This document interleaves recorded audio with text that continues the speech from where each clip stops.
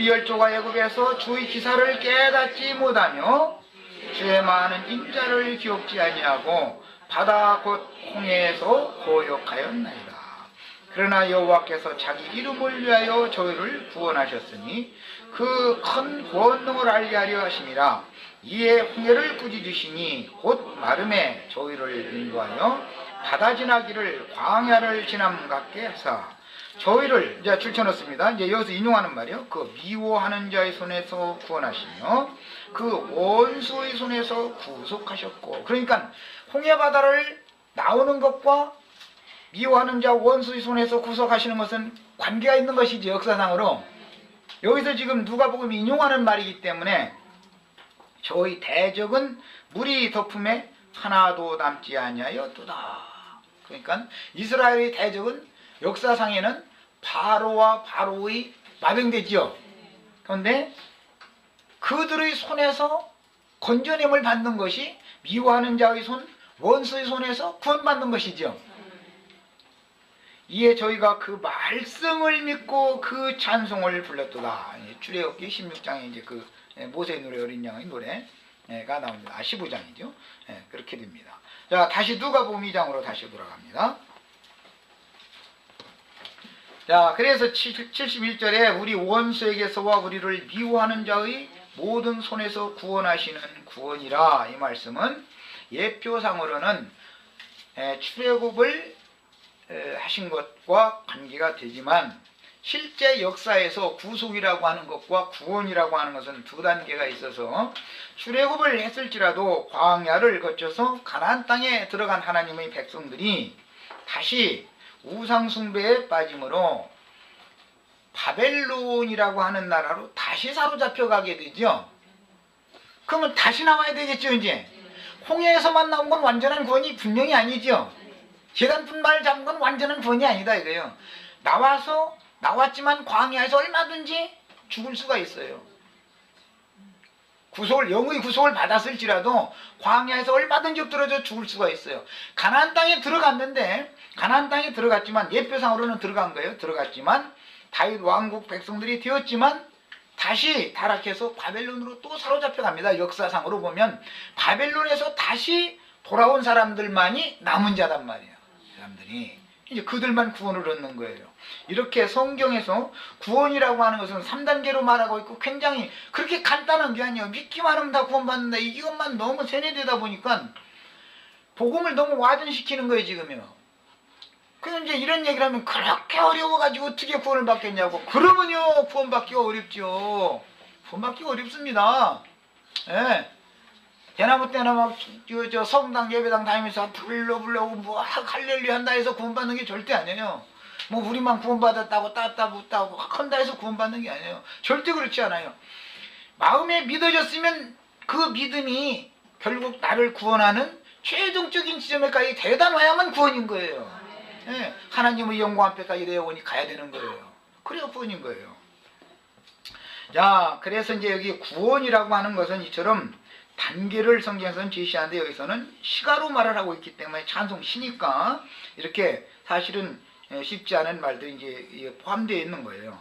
자, 그 다음에 우리 조상을 긍휼히 여기시며 그 거룩한 언약을 기억하셨으니 곧 우리 조상 아브라함에게 맹세하신 맹세라.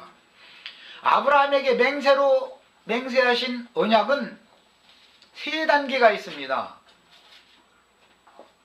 아브라함의 그 여자가 몇 명이죠? 아브라함의 여자는 셋이죠. 본처인 사라가 있고, 사라는 갈라디아서에서는 새 언약이라고 그러고 자유자다 이렇게 돼 있어요. 그 다음에 사라의 몸종인 애굽 여자 하갈이 있어요. 그 다음에는 그두라라고 하는 후처가 있죠. 아브라함이 여자가 셋이 있습니다.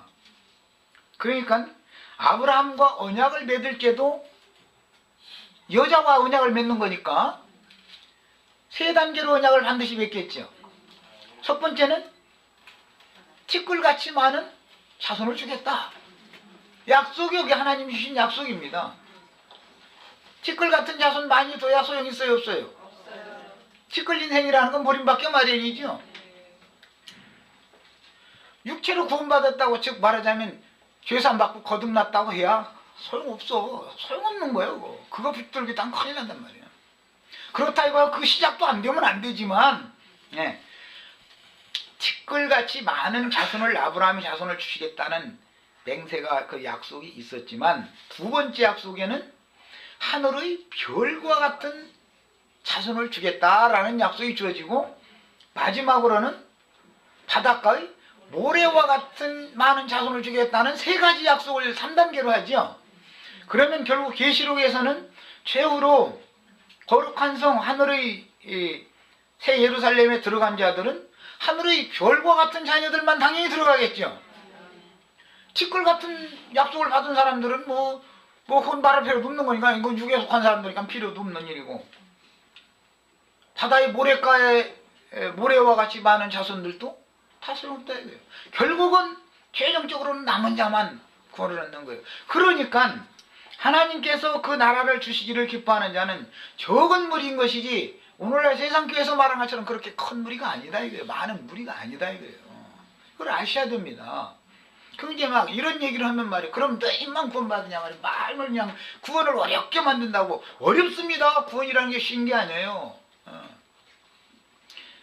기성교회에서 흔히 말하는 식으로 그런 구원일 것 같으면 주 이름 뭐 2번만 불러면 되냐 3번만 불러면 되냐 가지고 싸워싸고 어떻게 해서 죄산 받고 거듭났냐 안 났냐 이제 그 교리를 가지고 싸워싸고 그러는데 그런 것이 구원이랄 것 같으면 구원 못 받은 사람 하나도 없어요.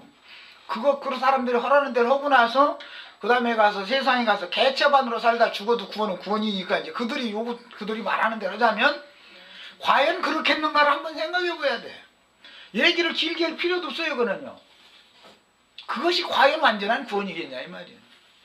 그래서 우리 형제 자매님들은 믿음으로 시작하셨다가 육체로 마치든지 믿음으로 말미암는 의를 하나님 앞에 인정을 받으셨으면 의가 나 자신에게 실현될 때까지 완전한 구원을 이루기 위해서 믿음을 이 생 끝나는 날까지 믿음을 지켜야 되고 달려갈 길을 마치시는 신앙생활을 하셔야지 되지도 않는 그 무언가 나는 막 죄산받고 거듭났고 구원받고 막 이런 것만 계속 붙잡고 있다가는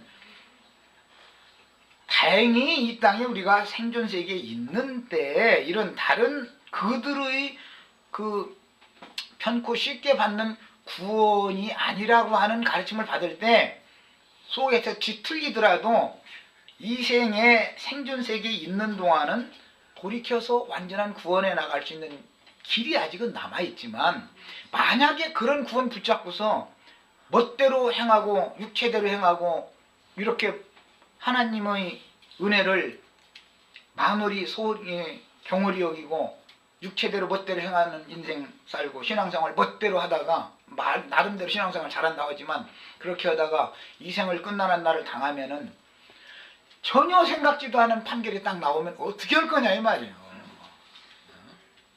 제가 전에 이제 어떤 분 얘기하니까